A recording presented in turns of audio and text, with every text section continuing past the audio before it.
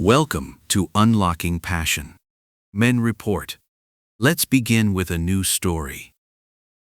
Robert Turner stood in the doorway of what should have been his bar and stared at emptiness and silence where music and laughter should have been. He had only been away for 3 days, a quick visa run to Laos, one that Lolita had insisted he take alone because she had important business papers to sort out. Now, at 66 years old, the midday heat pressed down like a physical weight, and sweat had already soaked through his polo shirt. Bobby realized that the thriving business he had left behind had been stripped to the bone. The bar stools were gone, the sound system, the televisions, the pool table, the neon signs he had been so proud of, all of it vanished. The liquor bottles that had lined the shelves behind the bar were gone, leaving only dusty outlines where they had once stood. Even the air conditioning units had been ripped out of the walls, leaving gaping holes and dangling wires. The safe in the back office, where they had kept the daily bar takings, stood open and empty. The door hung at an odd angle, as if it had been forced open. Bobby's hands trembled as he pulled out his phone and tried to call Lolita for the 17th time that morning. The number rang once, then went to a Thai voicemail message he could not understand. He tried Line, blocked. He tried Facebook. Her account was gone. Standing alone in that gutted bar in a building that legally belonged to someone else, in a country where he had no protection, Robert Turner understood with soul-crushing clarity that the 29-year-old woman who had called him husband and promised him forever had carried out a plan so precise, so legally protected, that he had absolutely no recourse. £437,000, nearly everything he had earned in 42 years of hard work, was gone. And so was she. Robert Turner had always been proud of being a self-made man. He had grown up in Bristol, England, in a working-class family where money had always been tight. His father had been a factory worker, his mother a shop assistant, and Bobby had learned early that if he wanted anything in life, he would have to work for it. At 16, he left school to begin an apprenticeship as an electrician, spending his days learning the trade while his friends were still studying for exams they would probably fail anyway. The work was hard, crawling through attics in summer, working in freezing houses in winter, dealing with difficult clients and demanding bosses. But Bobby was good at it. By 25, he had earned his master electrician's license. By 30, he had started his own company, Turner Electrical Services, operating out of a small van with only himself and one apprentice. The business grew slowly but steadily. Bobby built a reputation for honest work, fair prices, and showing up on time, 3 qualities that seemed increasingly rare. By his mid-50s, Turner Electrical had 8 employees and a steady flow of commercial and residential contracts. Bobby was not wealthy, but he was comfortable. He owned his own house, drove a decent car, and took yearly holidays to Spain. He had married at 28, a woman named Patricia, a secretary in a local office. The marriage had been fine for the first decade. Not passionate or exciting, but stable and predictable. They had no children, which Patricia had wanted, but Bobby had resisted, saying he was too busy building the business. In hindsight, Bobby wondered whether that had been the beginning of the end. By their 20th anniversary, Patricia had become distant and cold. She constantly complained that Bobby worked too much, that he was emotionally unavailable, that he cared more about the business than about their marriage. Bobby thought she was being dramatic. He provided for her, did he not? They had a nice house, annual holidays, financial security. What more did she want? Patricia filed for divorce when Bobby was 58. She got the house, half the value of the business, and a portion of his pension. The settlement cost Bobby about £180,000, and he had felt bitter about it for years. All those years of working and providing, and she had taken half of everything and moved in with a dental technician she had met at a conference. After the divorce, Bobby threw himself back into work. He had no social life, just a few mates at the pub once a week, but no real friends. His employees were polite, but distant. His family consisted of a sister he barely spoke to and a few cousins he saw at funerals. Bobby was essentially alone. At 64, Bobby decided to sell the business. He was tired. His knees hurt from decades of climbing ladders and squeezing through tight spaces. His back ached constantly. And for what? So he could die alone in a cold flat in Bristol without anyone caring. A competitor offered him £320,000 for the business, including the client list, equipment, and company name. Together with his pension payout and savings, Bobby had about £560,000, around $650,000. It was more money than he had ever had at one time. Bobby began retirement by researching life abroad. Spain was too expensive. Portugal was full of British expats he had no desire to socialize with. Then someone mentioned Thailand, Pattaya specifically. Cheap living, warm weather all year round, beautiful beaches, and Thai women who were supposedly kind and appreciative of older Western men. Bobby watched YouTube videos, read expat forums, and joined Facebook groups. The more he learned, the more appealing it sounded. He could buy a nice condo near the beach for £70,000 to £90,000. The cost of living would be a fraction of what he spent in Bristol. And yes, the stories about Thai women were tempting. Younger women who did not constantly complain, who appreciated what a man provided, who made him feel important. In November, Bobby booked a one-way flight to Bangkok with a connection to Pattaya. He was 65, newly retired, and ready for adventure. As the plane landed on a humid evening in late November at Suvarnabhumi Airport, Bobby felt genuine excitement for the first time in years. The terminal was huge and modern, signs everywhere in Thai script, the air thick and warm even indoors. He took a taxi to Pattaya and watched as Bangkok's urban sprawl gave way to the neon chaos of the beach city. Bobby had rented a furnished studio apartment near Jomtien Beach for the first month while he figured out where he wanted to settle permanently. The place cost about £300 a month and was perfectly adequate, clean, air-conditioned, close to everything. His first week in Pattaya was a revelation. The weather was perfect, warm and sunny, no gray skies or cold rain. Food was unbelievably cheap. A full meal in a local restaurant cost less than £4. Beer was less than £2 a pint. Bobby could live comfortably on £1,000 a month, perhaps less. But more than the affordability, Bobby noticed the attention. Women smiled at him. Bartenders called him handsome man. Shopkeepers greeted him warmly. In Bristol, Bobby had been invisible, just another aging tradesman nobody noticed. Here, people actually seemed happy to see him. Bobby began visiting the bars along Walking Street, Pattaya's famous entertainment district. The first visits were overwhelming. Dozens of bars, loud music, women in revealing clothes calling out to passing tourists. But Bobby quickly found his comfort zone in the smaller beer bars where the atmosphere was more relaxed and conversational. That was where he met Lolita. Bobby met Lolita, known as Kitty, in his fourth week in Pattaya.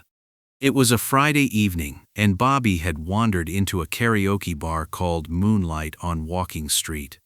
The place was small, maybe 10 bar stools, a few tables, and a little karaoke stage where a drunk Australian was butchering Hotel California.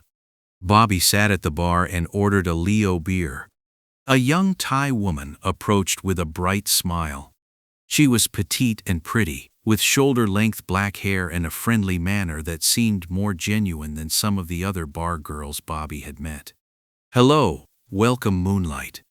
I am Bam," she said enthusiastically. "Bam?" Bobby asked, amused by the nickname. "Yes, my real name Lalita. but too difficult for foreigners. Everybody call me Bam. What your name? Bobby, from England. Her eyes lit up. England. Very nice. You holiday? No, I live here now. Retired. Wow, you lucky man. Live in paradise. Bobby found himself immediately drawn to her. Unlike some of the more aggressive bar girls, Bam did not pressure him to buy her drinks or try to pull him somewhere else. She simply chatted with him between serving other customers, asking about his life in England, what he thought of Thailand, why he had chosen Pattaya. Bobby found himself talking more than he had in months. He told her about his electrical business, selling it, wanting a new life, the warm weather. Bam listened carefully, asked follow-up questions, and seemed genuinely interested. You must work very hard, she said. Build business from nothing. That very impressive. Bobby felt a surge of pride. When had anyone last called his life's work impressive?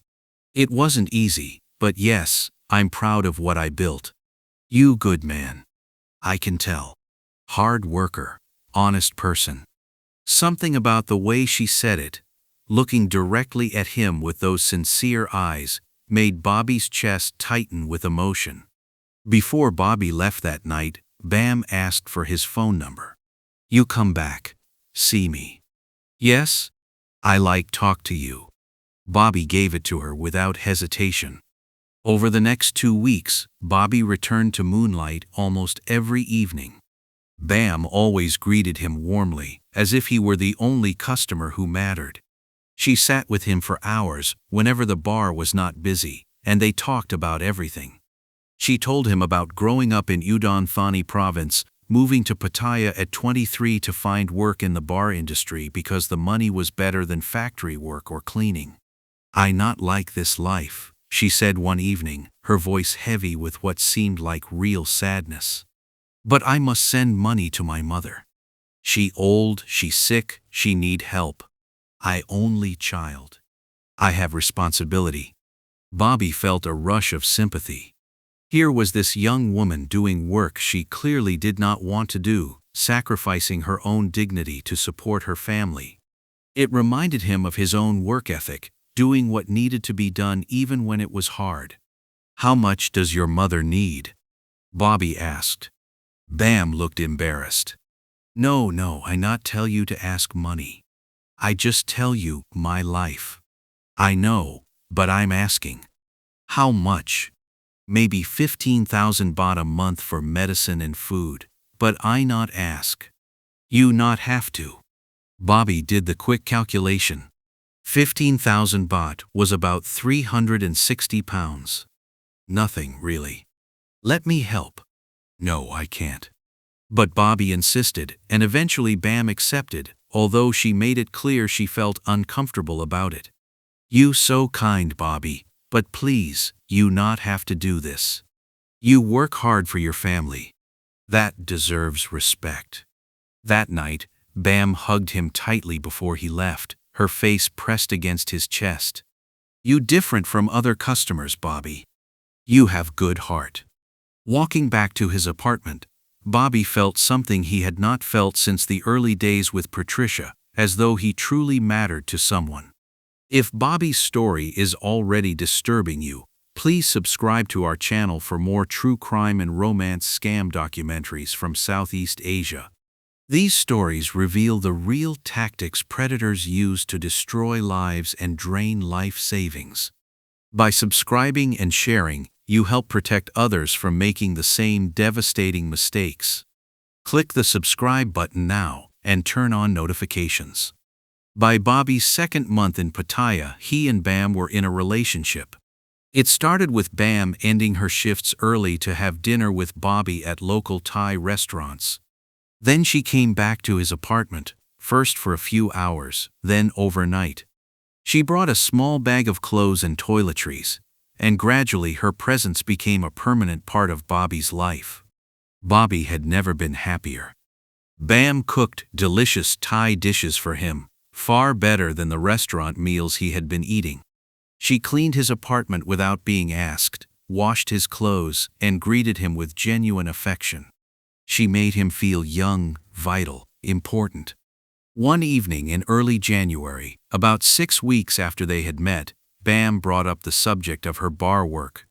"Bobby, I must tell you something," she said, her expression serious. "What is it?" "I want quit work in bar. I not want this life anymore. But if I quit, I must pay bar fine, maybe 50,000 baht, and I still need money to support my mother. I not know what to do."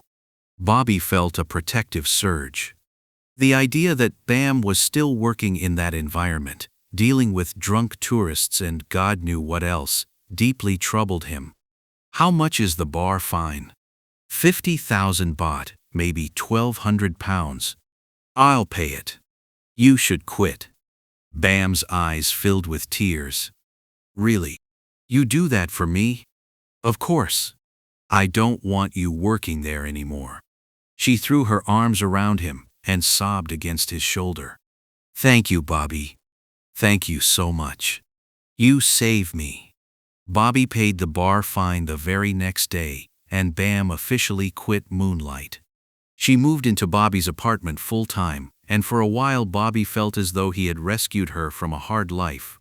He was her hero, her savior, the good man who had given her a chance at something better. But Bam was restless. "I want do something," she told Bobby one evening. "I not want just sit at home.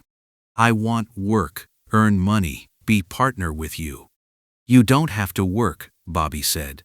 "I have enough for both of us." "But I not want be burden. I want contribute to our future." Bobby found her attitude admirable. She was not content to be kept. She wanted to be productive. It was exactly the kind of work ethic Bobby respected.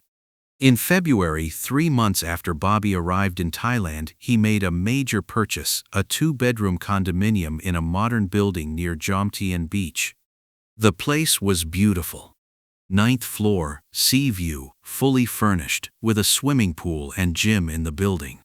The cost was 2,800,000 baht, about 67,000 pounds. Bobby put the condominium in Bam's name. She had explained that foreigners could own condominiums in Thailand, but only up to 49% of the units in a building. The condo Bobby wanted was in a building that had already reached its foreign ownership quota. The solution was to register it in a Thai name, Bam's, with a private understanding that Bobby was the true owner. "But we together," Bam said. "What mine is yours. We married." "Yes," Bobby agreed. They were building a life together. What difference did it make whose name was on the paperwork? Living in the new condominium felt like success. Bobby sat on the balcony with his morning coffee, looked out at the sea, and felt proud of what he had accomplished. He had left cold gray Bristol and built a new life in paradise with a beautiful woman who loved him. Then Bam suggested they open a bar together. "Small bar, not like Moonlight," she explained. "Cleaner place, friendly for expats and tourists. We run together. I work bar. You manage money. We make good business. We both have purpose." Bobby was hesitant at first. He knew nothing about running a bar. But Bam was enthusiastic and convincing. She knew the business, knew what customers wanted, knew how to manage staff, and Bobby had to admit that the idea of having a project again, something to fill his days, appealed to him. "How much would it cost?" he asked. Bam researched and consulted friends who owned bars. "Maybe 3 million baht for everything. Rent, renovation, furniture, license, stock." Bobby felt his stomach tighten. 3 million baht was about 72,000 pounds. But Bam assured him it was an investment that would generate steady income, perhaps even profit within a year. Over the next 3 months, Bobby poured money into making the bar a reality. They found a location on Soi Buhao, excellent foot traffic, surrounded by other successful bars. The rent required a year upfront plus a deposit, 1,200,000 baht. Renovations, new flooring, bathrooms, paint, lighting, another 900,000 bahts. Furniture, a pool table, sound system, televisions, 600,000 baht. Licensing and permits, 300,000 baht. By the time Bobby's bar opened in April, Bobby had invested about 3,700,000 baht, around 89,000 pounds. The bar was beautiful, modern but cozy, with good music, cold beer, and a welcoming atmosphere. Bam hired 2 of her friends as waitresses, and Bobby acted as owner, chatting with customers and buying rounds. The first few weeks were promising. Customers came steadily, especially other British expats who appreciated Bobby's friendly manner. Bobby felt proud every time someone praised the place. But there was a problem Bobby tried to ignore. Everything was in Bam's name.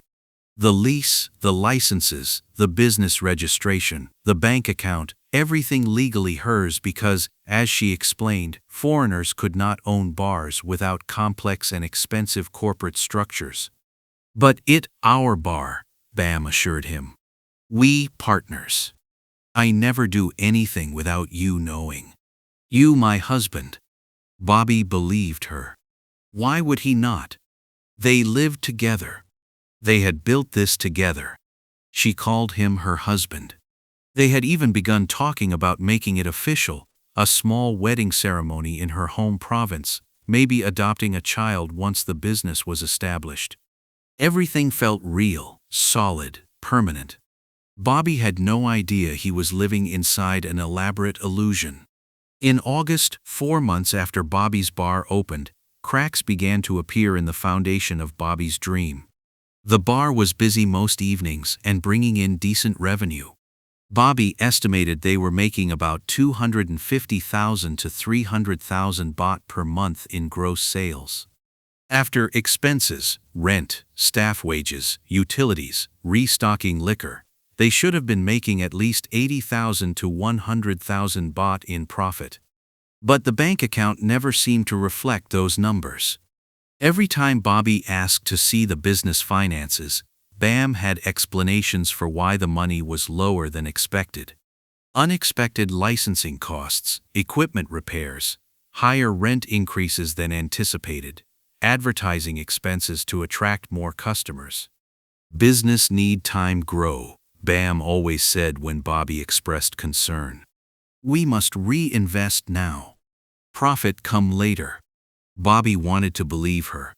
She was the one handling daily operations while he played host to customers. Maybe she understood things he did not. But Bobby also noticed that Bam was spending money more freely. She bought new clothes, designer items that seemed far beyond what their budget should allow. She had her nails done weekly at expensive salons. She bought jewelry, gold chains and bracelets Bobby did not remember paying for. When Bobby asked about it, Bam said she bought things on credit or that her friends gave her gifts. Bobby did not push further. He did not want to seem controlling or jealous. Then in September, Bam mentioned that her mother needed an operation. Very serious, she said, tears filling her eyes. Doctor say her heart have problem. Need operation soon or she maybe die.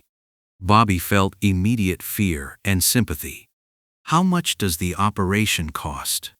Maybe 250,000 baht. Very expensive. I not know how pay. Bobby made the calculation. 250,000 baht was about 6,000 pounds. A significant amount, but not devastating. And this was Bam's mother, the woman who had raised her, the woman who depended on her. I'll cover it, Bobby said. Your mother has to be okay. Bam sobbed with gratitude and threw her arms around him. You save my family, Bobby. I never forget this. Never. Bobby transferred the money to Bam's personal account the next day. A week later, she showed him photos. Her mother in a hospital bed, looking frail but smiling. Bobby felt reassured. This was real. He was helping real people. But the requests kept coming. In October, Bam's younger brother needed money for university fees. In November, her mother's house needed urgent roof repairs after heavy rain, 50,000 baht. In December, there was a family emergency involving her uncle's medical bills, 60,000 baht. Every time Bobby sent the money with little questioning. That was what families did, they helped one another. And he was part of Bam's family now. By January, 1 year after Bobby had arrived in Thailand, he had spent about 175,000 pounds, 67,000 for the condo, 89,000 for the bar and its initial setup, and another 19,000 for Bam's various family emergencies and personal expenses. Bobby still had about 385,000 pounds in his accounts, which seemed like a lot. But he was spending far more than the bar was generating, and his savings were shrinking faster than he had expected. One evening in late January, Bobby suggested they needed to be more careful with money. "We're spending too much," he said gently. "The bar needs to start showing a profit, or we're going to have problems." Bam's expression changed. Just for a moment, Bobby saw something hard flash across her face before the warm smile returned. "You worry too much, Bobby. Business good. Everything okay? I'm not saying it isn't good.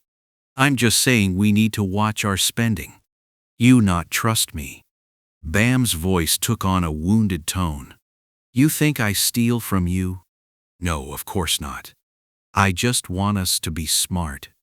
I work hard every day. I manage staff. I order stock. I keep everything clean. And you say I not careful with money." The argument escalated from there, with Bam eventually storming out and not coming home that night. Bobby felt awful. He had not wanted to upset her.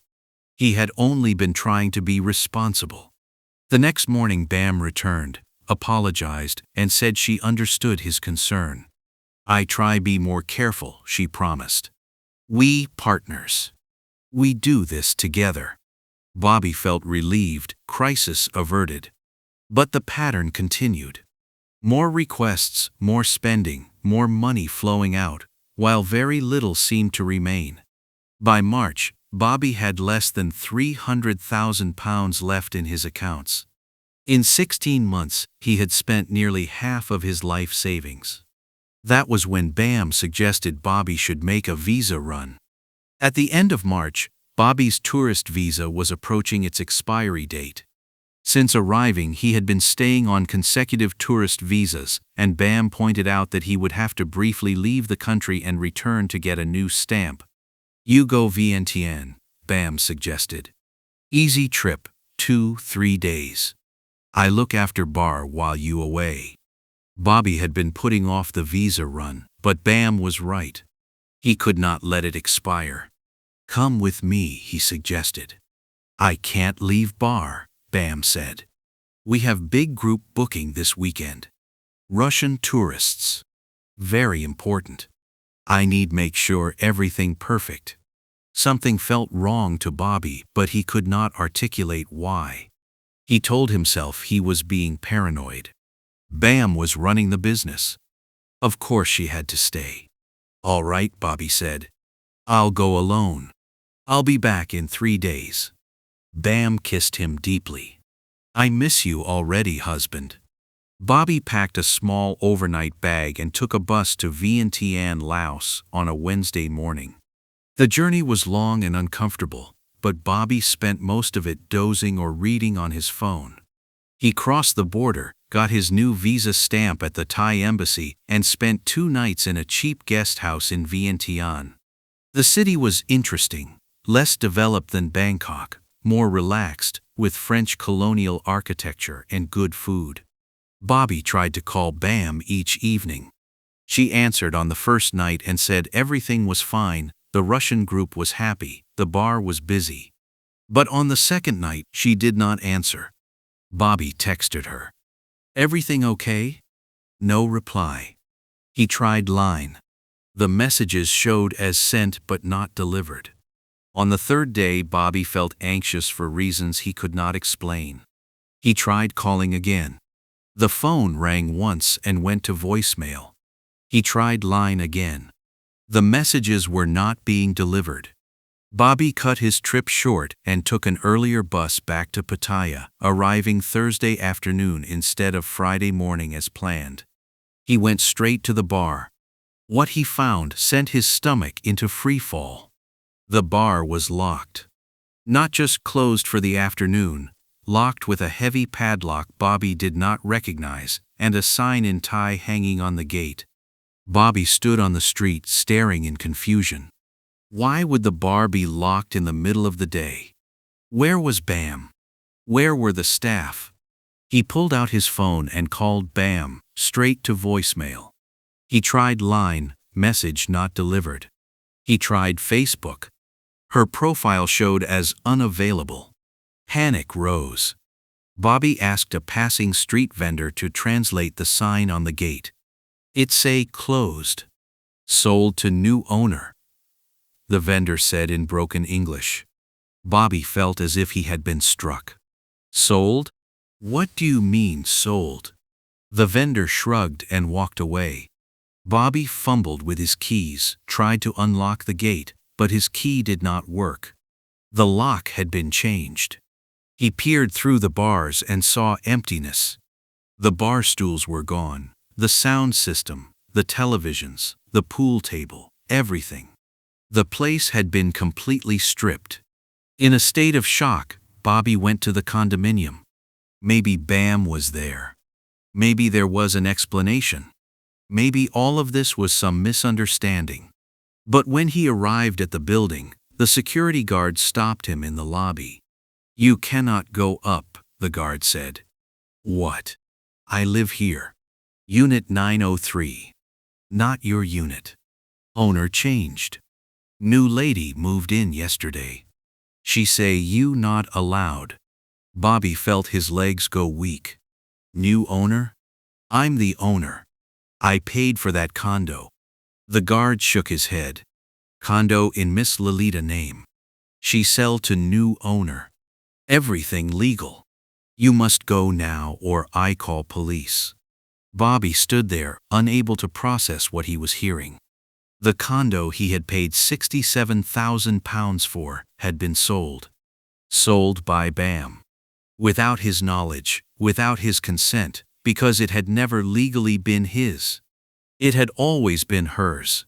Bobby returned to his original studio apartment, the small place he had kept as a backup, and sat in numb silence on the bed. He tried to understand what had happened. The bar was gone. The condo was gone. Bam was gone. Everything he had built over the previous 16 months had disappeared in the 3 days he was out of the country. This was not a misunderstanding. This was planned. Carefully, methodically, ruthlessly planned. Bobby went to the police station the next morning. His hands were still shaking. He explained everything to an English-speaking officer named Captain Wichai. The bar, the condominium, the money he had invested, Bam's disappearance.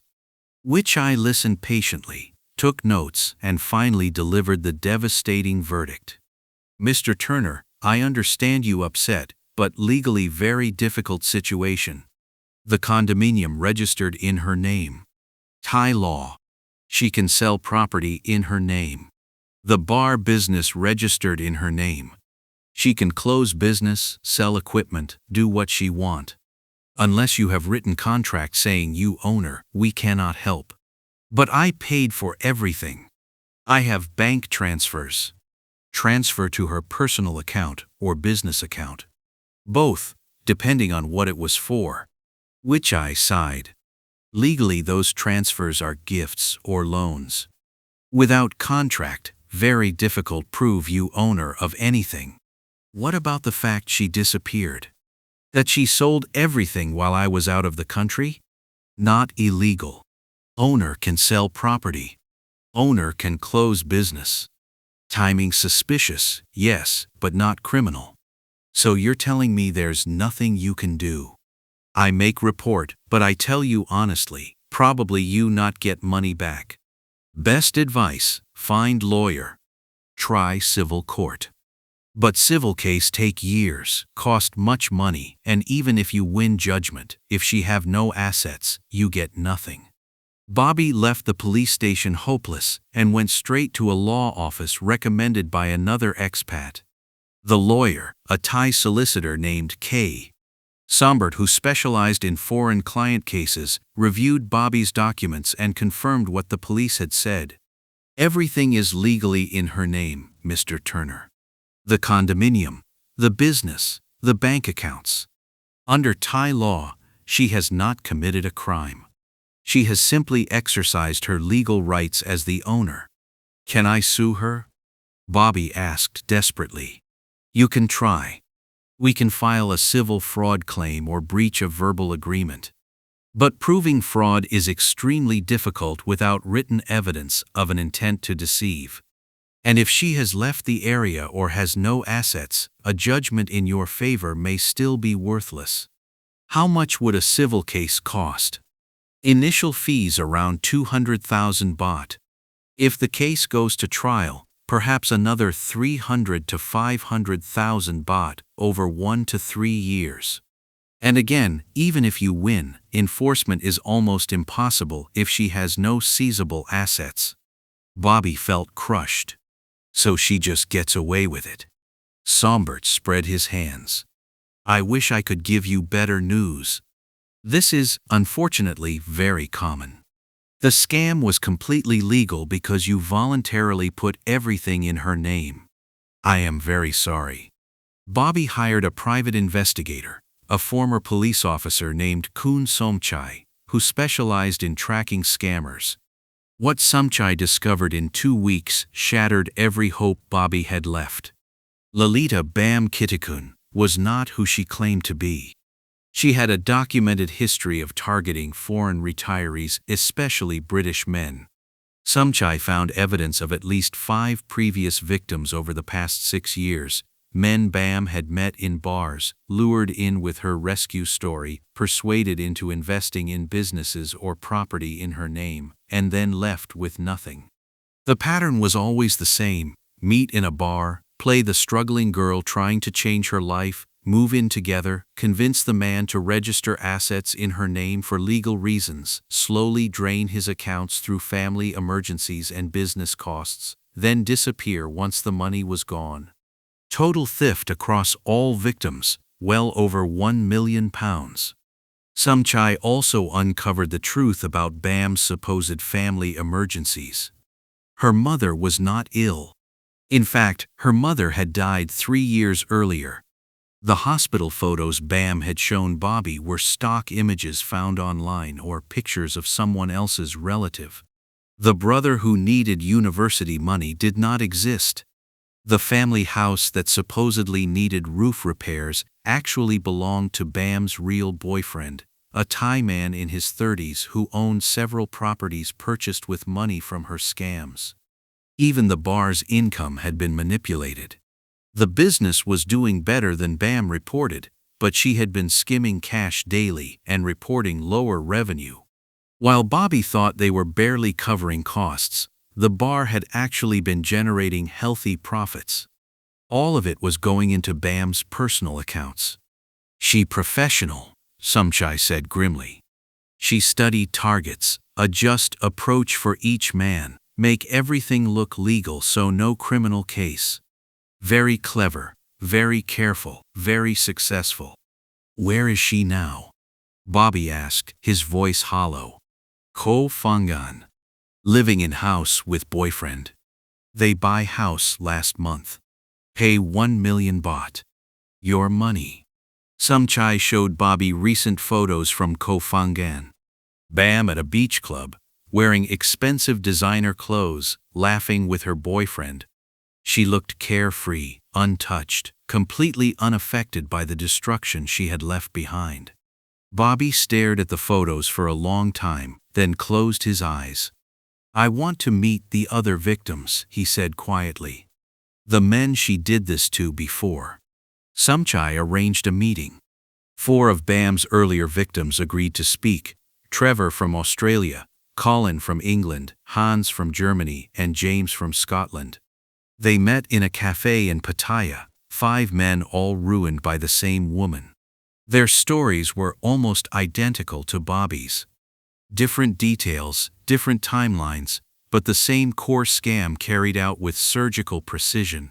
Trevor had lost 112,000 Australian dollars. Colin had lost 190,000 pounds. Hans had lost 140,000 euros. James had lost 178,000 pounds. I reported her to the police 3 years ago, Colin said bitterly. They said the same thing. Everything was legal. No crime committed. She is untouchable because she makes the victims do it themselves. Did anyone try to sue her? Bobby asked. I did, Hans said. Spent 2 years and 30,000 euros on lawyers. I won the judgment. You know what I collected? Nothing. She has no assets in her own name. Everything is in her boyfriend's name or hidden in relatives' accounts. The judgment isn't worth the paper it's written on. They sat in silence for a long moment. 5 broken men connected by the same predator. The worst part, Trevor finally said, is that I thought she loved me. Really loved me. Every word, every touch, every promise. I believed all of it. And it was all just acting, Colin said. Perfect, calculated acting. Bobby nodded, unable to speak around the lump in his throat. That was the cruelest part. Not just losing the money, but losing the belief that someone had cared. Robert Turner declared personal bankruptcy in the United Kingdom 6 months after Bam disappeared. He had spent about £437,000 of his £560,000 nest egg, 78% of everything he had saved over 42 years of hard work. What remained was not enough to rebuild his former lifestyle or recover what he had lost. The bankruptcy proceedings were humiliating. Bobby had to detail every expense, every transfer, every decision that had led to his financial ruin. The trustee handling his case looked over the documentation with barely concealed judgment, as though wanting to ask, "How could you be so stupid?" Bobby could not answer that question. Even now, at 67, living in a borrowed room in a friend's apartment in Pattaya, he struggles to explain how he had been deceived so completely. The friend, a British expat named Graham, had offered Bobby a small room rent-free after hearing his story. "You're not the first, mate," Graham had said. "And you won't be the last. These girls are professionals. They make you feel like the most important man in the world. Then they take everything and disappear." Bobby now lives on his monthly UK pension, about £900 a month. After the bankruptcy arrangement, that is all he has left. It is enough to survive in Thailand, but only just. He eats cheap Thai food from street stalls, hardly drinks anymore, and spends most of his time in his small room or walking on the beach. He does not date. He does not trust. He cannot imagine ever trusting again. But in his destruction, Bobby has found a purpose: warning others. 3 months after Bam disappeared, Bobby began volunteering with the Pattaya Expat Support Group, an informal organization that meets weekly to help foreigners struggling with scams, legal issues, or financial disasters. The group is led by a retired Australian social worker named Margaret, and Bobby attends every meeting. He now shares his story openly, without shame or embarrassment. He has told it dozens of times to men either already trapped in similar situations or standing on the edge of them. "I thought I was smart," Bobby tells them. "I had run a successful business for decades. I wasn't some naive boy. But she knew exactly what she was doing. She studied me, figured out what I needed emotionally, and gave it to me, not for free. I paid for every moment of affection, every smile, every promise. I just didn't realize I was paying until it was too late. Some men listen. Some get angry and defensive and insist their situations are different, that their Thai girlfriends are genuine. Bobby understands that. He would have reacted the same way 10 months earlier. I'm not saying all Thai women are scammers, Bobby always makes clear. I'm saying some are professionals who target vulnerable foreign men. And if you cannot tell the difference, you must protect yourself. Get everything in writing. Never put property in someone else's name. Never give anyone complete control over your finances. And if something feels wrong, trust that instinct. Last month, a 59-year-old British man named Peter visited the support group. He had been in Thailand for 3 months and was planning to buy a condo and open a restaurant with his Thai girlfriend, everything in her name because of legal restrictions. She's different, Peter insisted. She's educated. She has a real job. She's not a bar girl. Bobby listened patiently, then said, Bam wasn't a bar girl anymore when she scammed me. She had already quit. She ran our business. She was my partner. She called me her husband. And none of it was real. I'm not telling you what to do. I'm only saying this: protect yourself. Because if I had protected myself, I would not be bankrupt and living in a borrowed room. Peter looked uncomfortable but thanked Bobby for the warning. A week later, Peter wrote to Bobby privately. I did some digging. Found out she had already been married to 2 foreign men before. Both ended under mysterious circumstances, and she ended up with their property. I broke it off. You probably saved me from losing everything. Thank you. Bobby read the message 3 times and felt something close to redemption. If his catastrophic loss could stop even one other man from suffering the same devastation, then perhaps it had some small meaning. So far he has saved 4 men. 4 men who listened, who researched, who walked away before it was too late. It does not erase Bobby's loss. It does not give him back his life savings or his dream retirement. It does not heal the emotional wound of realizing that someone he loved had never truly existed, that he had fallen in love with an illusion, not a person. But it is something. Bobby turns 68 next month. He will spend the day at the support group meeting, probably telling his story again to whatever newcomers need to hear it. Then he will go back to Graham's apartment, heat up cheap pad thai from a street stall, and sit in his small room thinking about the life he should have had. The beachfront condo with the sea view. The successful bar where expats gathered. The Thai wife who called him husband and made him feel young again. The peaceful retirement full of sunshine and companionship. All of it was fantasy. Expensive, devastating fantasy. She sold me a dream, Bobby told a journalist who interviewed him last week for an article about expat scams. But what I really bought was my own destruction. I handed over everything. My money, my trust, my future. And she took it all because I made it easy. I put everything in her name. I gave her complete control. I believed every word, and she used my loneliness and my ego against me so effectively that I never saw it coming until it was too late. The journalist asked Bobby what he would say to other men considering retirement in Thailand with a younger Thai partner. Bobby thought for a long moment before answering. I would say Thailand is beautiful. The people are mostly wonderful. The lifestyle can be incredible. But you must protect yourself. Not because everyone is a scammer, but because some people are, and they are really, really good at it. Get legal advice. Use written contracts. Never put assets in someone else's name. Keep control of your own money. And understand that if someone seems too good to be true, if they are younger, beautiful, attentive, and interested in an overweight, aging foreigner who has nothing to offer but money, you have to ask yourself why. Really ask yourself why. Because the answer might save your life savings. Robert Turner now spends his days warning others, surviving on his pension, and carrying the weight of an expensive lesson he will never forget. He is bankrupt, broken, and living on borrowed charity in a country that gave him nothing but pain.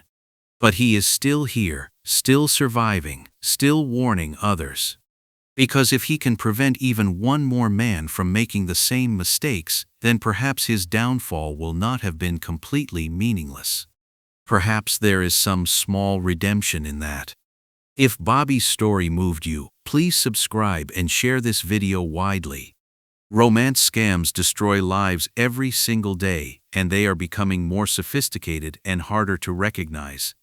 These predators do not target stupidity. They target loneliness, hope, and the deeply human desire to be loved. By sharing these stories, we create awareness that protects vulnerable people from financial and emotional devastation. Subscribe now, turn on notifications, and help us spread this message. Your share could save someone's retirement. Thank you for watching. And remember, true love never requires you to sign away everything you own. Stay alert, protect yourself, and never let hope override common sense.